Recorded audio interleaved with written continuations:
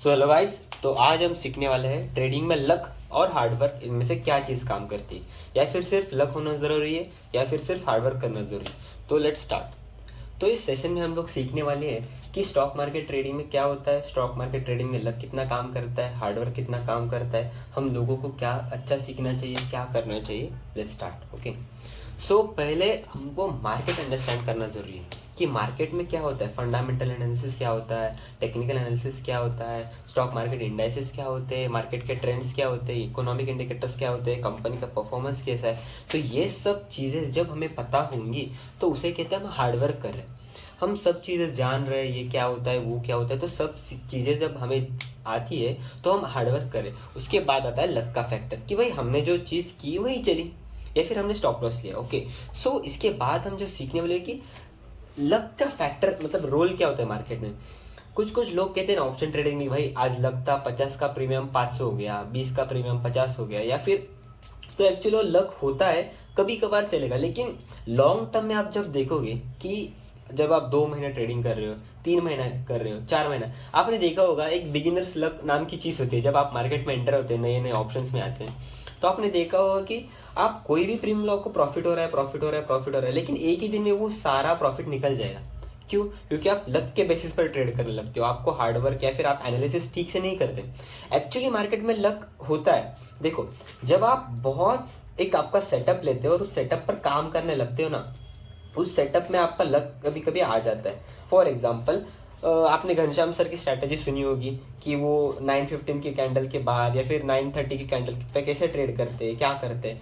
तो वो सब चीज़ें जब हम जानते हैं तो हमने हार्डवर्क किया और उस पर अगर मार्केट वही डायरेक्शन में गया तो वो लक फैक्टर हो गया। ओके, मतलब जाएगा या फिर अब इसमें क्या होता है, लक में कभी कभी रिस्क मतलब मैनेज करना भी ज़रूरी होता है, क्योंकि हम लक के भरोसे तो नहीं बैठ सकते। भाई 1 लाख रुपया लगाया लक पर, अगर जाएगा तो 1 लाख 1 करोड़ बनेगी, नहीं तो 1 लाख, ऐसे तो नहीं कर सकते हम लोग को अपॉर्चुनिटीज ढूंढना पड़ेगा।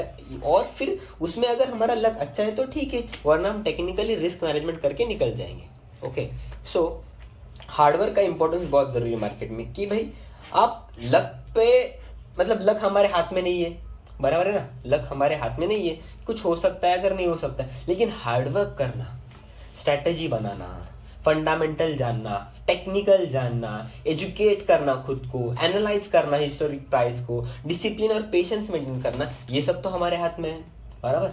तो ये सब चीज़ें जानकर हम जब मार्केट में आएंगे तब हम पैसे बनाएंगे।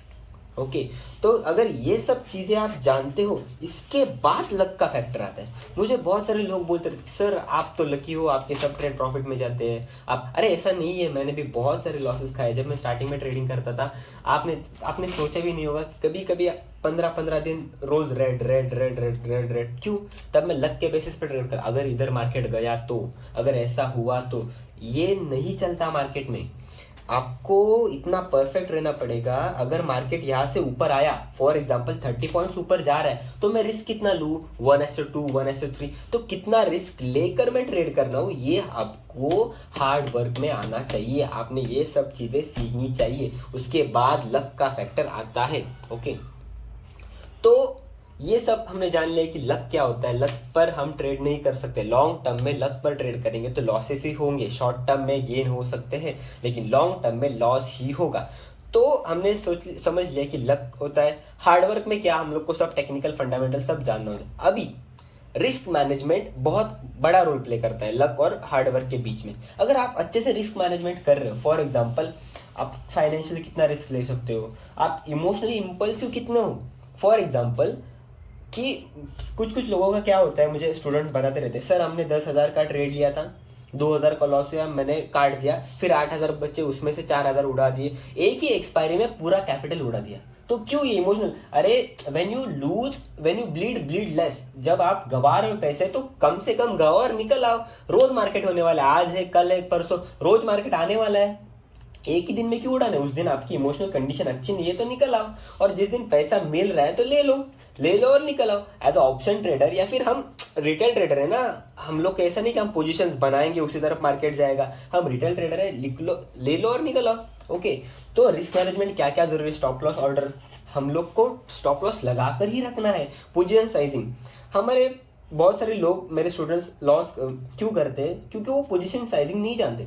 अगर हमारे पास 10 है, we don't want to go all in, हम लोग को हमेशा ऑल इन नहीं जाना है, कभी कभी थोड़े से पैसे बचा कर रखने चाहिए। या फिर अगर कैपिटल ही खत्म हो गया तो ट्रेड कैसे करोगे, बराबर ना। तो ग्रीड और फियर ये सब चीजें हटाना या फिर ये सब चीजों को कंट्रोल करना अगर कोई ट्रेडर सीखता है तो वो ट्रेडर हमेशा जिंदगी में आगे बढ़ सकता है। ओके, तो मैनेजिंग रिस्क एंड इमोशंस का टॉपिक आपको पता चल गया। तो इसमें सबसे एक इंपॉर्टेंट चीज जो ध्यान में रखने की है वो यही है कि आप रिस्क मैनेजमेंट और इमोशंस को कैसे मैनेज करें, तो इस पर आपके ट्रेडिंग जर्नी डिपेंड करती है। ओके, सो कंक्लूजन क्या है, ये सब वीडियो में आपने जो देखा उसका कंक्लूजन क्या है।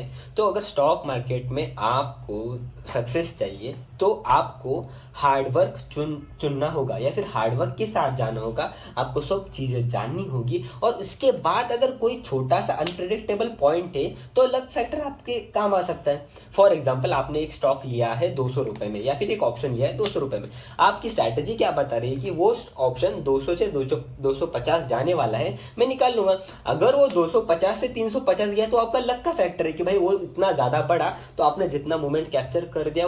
लेकिन हार्डवर्क, वो 50 पॉइंट जो हार्डवर्क के हैं या फिर जो 20 पॉइंट का स्टॉप लॉस लगाया है आपने, वो हार्डवर्क का है, उसी पर आपको कायम रहना है। Okay, research, strategy planning, emotional control, तो ये सब चीज़ें हार्डवर्क में आते हैं और हमेशा लक से ज़्यादा हार्डवर्क पर फोकस कीजिए। लक अगर होगा तो आपको, और अगर हार्डवर्क बराबर करते हैं ना तो हमेशा, अगर लक भी नहीं है तो आप पैसे बना सकते हैं। ओके, सो आज की वीडियो में एंड करते हैं। Thank you.